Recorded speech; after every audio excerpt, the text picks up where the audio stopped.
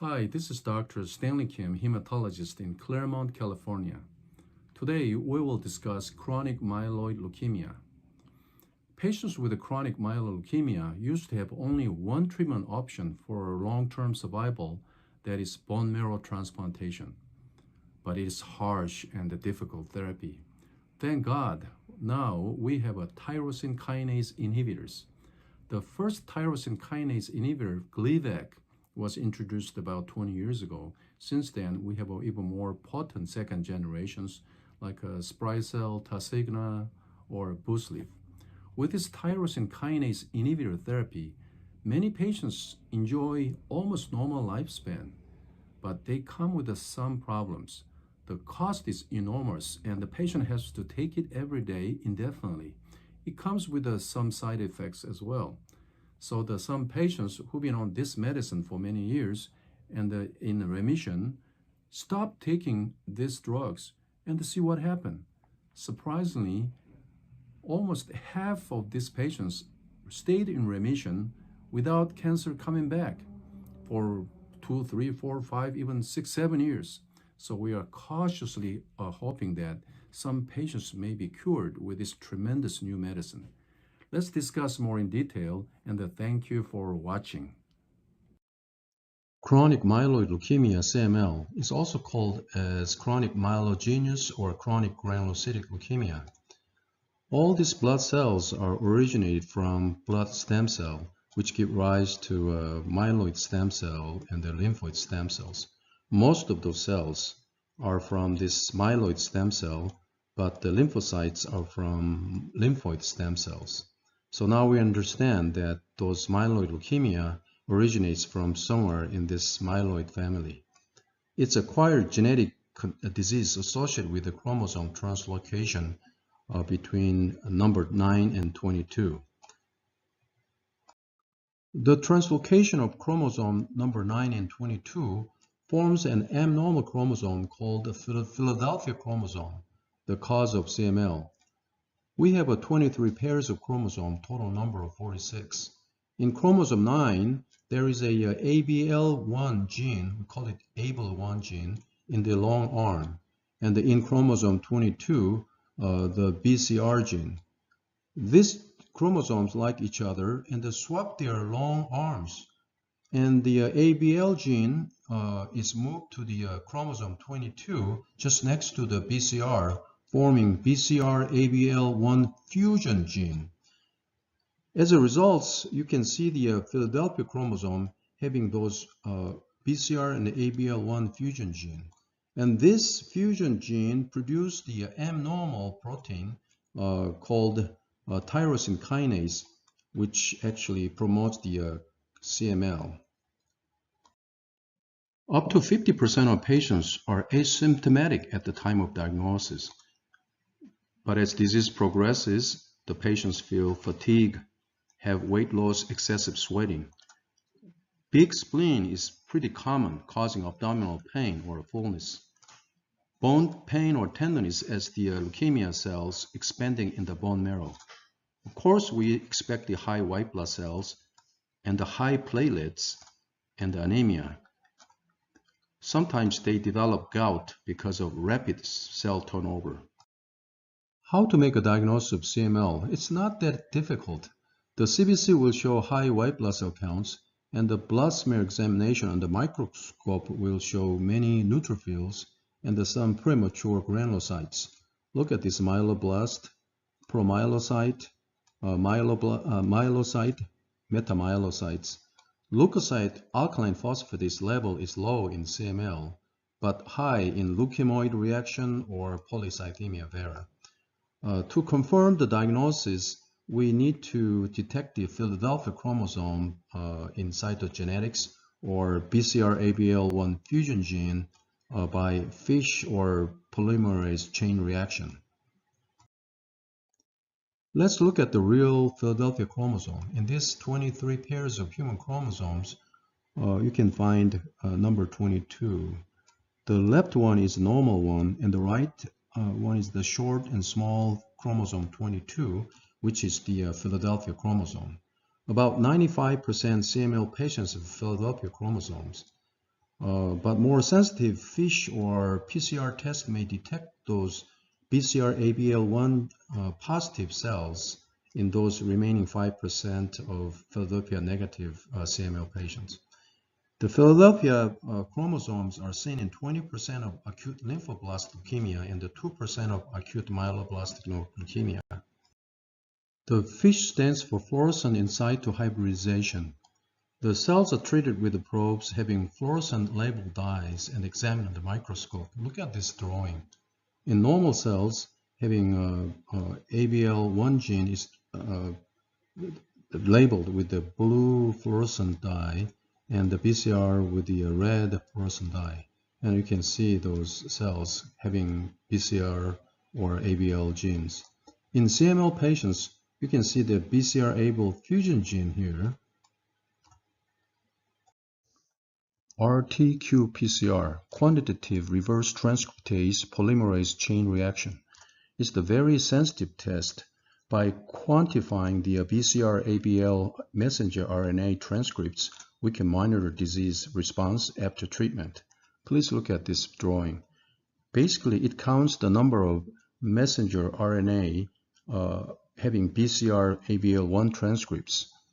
Because we cannot measure the messenger RNAs, the RNA needs to be converted to DNA by reverse transcriptase. Then the BCR-ABA DNAs are amplified by polymerase chain reaction.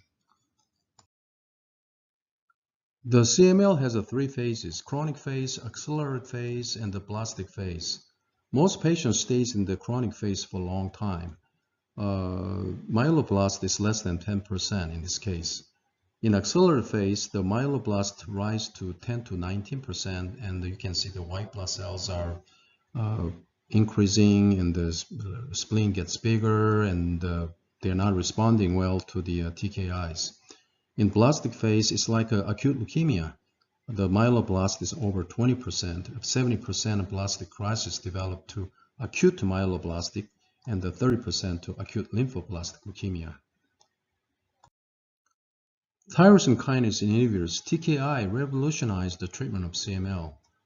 The BCR-ABL1 fusion gene produces abnormally strong tyrosine kinase, which promotes the leukemia cell growth. So by inhibiting the tyrosine kinase, we can stop the leukemia cell proliferation. The first generation is Gleevec. Second generation, Sprycel, Tasigna, and Boslev. The third generation is Iclusig, which is effective for BCR-ABL mutation subtype T315I. Then how to measure the response to TKI? Simply by CBC and the physical to find out the normal white blood cells and the normal palpable spleen, in which condition is called complete hematologic response. The cytogenetic response needs a bone marrow examination to find out the percentage of Philadelphia chromosome positive cells. If they comprise less than 35%, it's called major cytogenetic response. If there is no more Philadelphia positive cell, it's complete cytogenetic response. But the most important test is a quantitative PCR to measure the molecular response. It detects the BCR-ABL1 transcript and its amount, which represent the total amount of CML leukemia cells. With the treatment, this transcript number goes down below 10%, 1%, and when it reaches to less than 0.1%, it's called major molecular response. It drops further down to below 0.0032%. It's a deep molecular response, means basically no transcript detectable by current method. The Gleevec, imatinib, is an amazing drug, producing 10-year overall survival over 80%. The responders basically have a close to normal life expectancy. Patients take 400 milligrams a day, but can be increased to 600 milligrams. It has side effects, usually mild: edema, diarrhea, muscle cramps, rash, low phosphatate level, osteoporosis. Patients need to avoid cytochrome P450 enzyme inhibitors or inducers, including grapefruits, clarithromycin, erythromycin, some antifungal, antiviral, diltiazem. and the anti-epileptics rifampin St. John wort. Monitoring response requires the CBC every 1 to 2 weeks until complete hematologic response is achieved.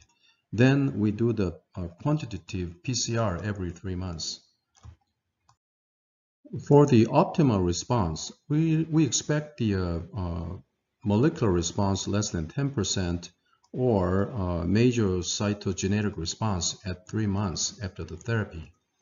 At 6 months, we expect the molecular response less than 1% and the complete cytogenetic response. At 12 months, we expect the major molecular response. Thereafter, maintaining the major molecular response. The second generation tyrosine kinase inhibitors, Sprycel, Tasigna, and Boslif, it's more potent than imatinib, inducing faster and deeper cytogenetic response and the molecular response. But it actually didn't improve the overall survival when compared with the Gleevec. They have a unique side effects. The Sprycel has more lung problem, causing poor effusion in almost 30% of patients. And it also can cause platelet dysfunction, prone to bleed, and QT prolongation. Tasigna, nilotinib, has more side effect with the cardiovascular system, causing atherosclerosis, arterial occlusive disease, stroke, coronary artery disease. And the QT prolongation, pancreatitis is a unique side effect, and it also raised the blood sugar levels. Boslif is mostly GI toxicity, especially frequent diarrhea. All these drugs are metabolized by the cytochrome P450 enzyme system, so we have to avoid those inducers and inhibitors. What if the patients no longer respond to initial Gleevec? Of course, we can change to different second-generation TKIs, but we also like to find out the possible causes, including lower imatinib drug levels, so patients can increase the dosage and check the patients not taking the herbs, because St. John's wort or ginkgo biloba lower the Gleevec drug levels. And we ordered the BCR-ABL mutation analysis because certain subtype of mutation, T315I, is a very unique. Patients with this mutation are no longer respond to the other TKIs. Only TKI effective for this T315I mutation is ponatinib, iclusig. And this iclusig has a very important side effects, arterial and the venous thromboembolism, so you have to be very careful. And we also check the additional chromosome abnormalities. About 6% of chronic phase CML eventually progress to a more aggressive, accelerated, or blastic phase, and they requires the second generation TKI or even higher dose of imatinib, the Gleevec. For the blastic crisis, the chemotherapy is added on top of TKI. Eventually, allogeneic bone marrow transplantation should be considered. If the patient stops taking TKI and stays in remission, it's called treatment-free remission. Is it amazing?